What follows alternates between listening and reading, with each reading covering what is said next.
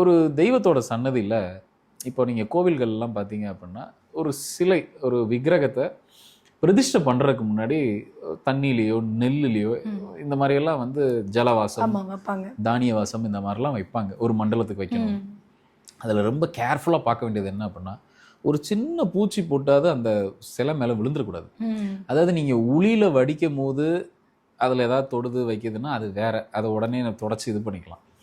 ஆனால் நீங்கள் ஒன்ஸ் கோயிலுக்குள்ளே கொண்டு வந்து வச்சிட்டீங்க, சிலையை பிரதிஷ்டை பண்ணுறதுக்கு முன்னாடி ப்ரிப்பேர் பண்ணிட்டு இருக்கீங்க, தண்ணிக்குள்ளே இருக்குது, ஒரு பூச்சி இயற்கையாக விழுகலாம்ல, விழுந்து உள்ளே போய் அந்த தண்ணியில் விழுந்த பூச்சி போய் சிலையை தொற்றுச்சுன்னா அந்த தெய்வம் ஒரு அது கிட்டத்தட்ட அது வந்து ஒரு தீட்டு மாதிரி தான். அந்த தெய்வம் அந்த இடத்துல இருக்காது, போங்கடான்னு கிளம்பி போயிட்டே இருக்கும். நீங்கள் என்ன தான் கொண்டு போய் பிரதிஷ்டை பண்ணி வச்சாலும் இதெல்லாம் ஹியூமன் எரர், தப்பு நிறைய நடந்திருக்கும். இதெல்லாம் பிரசனத்தில் பார்ப்போம். ஒரு தெய்வத்துக்கு பிரசனம் பார்க்கும்போது இதெல்லாம் நடந்திருக்கும்.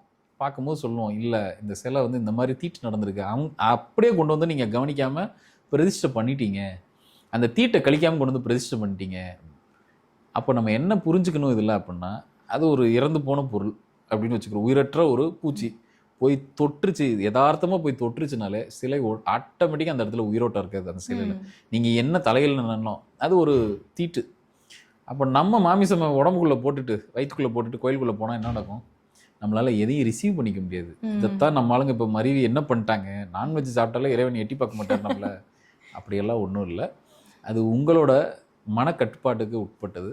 உணவுங்கிறது நம்மளோட செல்ஃப் கண்ட்ரோல் தான். இல்லை என்னால் இப்படி இருந்துட்டு அப்படி இருக்க முடியும்னா நிறைய சித்தர்கள் இதுக்கு முன்னாடி வாழ்ந்தவங்க எல்லாருமே பெரிய பெரிய யோகிகள்லாம் கூட இந்த நான் வெஜிடேரியன் அப்படிங்கிற விஷயத்தை வச்சுக்கிட்டே யோக நிலையில் பெரிய உச்சத்தை தொட்டவங்கள்லாம் இருக்காங்க. அதை தாண்டி இல்லை இது என்னோட செல்ஃப் கண்ட்ரோல், நான் இதுக்கு மேலே நான் இதை எடுக்க மாட்டேன், நான் வெஜிடேரியனாக இருக்கேன் அப்படின்னா அதுவும் உங்களோட ஒரு செல்ஃப் கண்ட்ரோல் தான், விருப்பம் தான். இறைவன் எந்த இடத்துலையும் வந்து எதையும் ஸ்டாப் பண்ண போகிறது இல்லை. உங்கள் உடம்புக்கு என்ன தேவைங்கிறது உடம்புக்கு தெரியும்.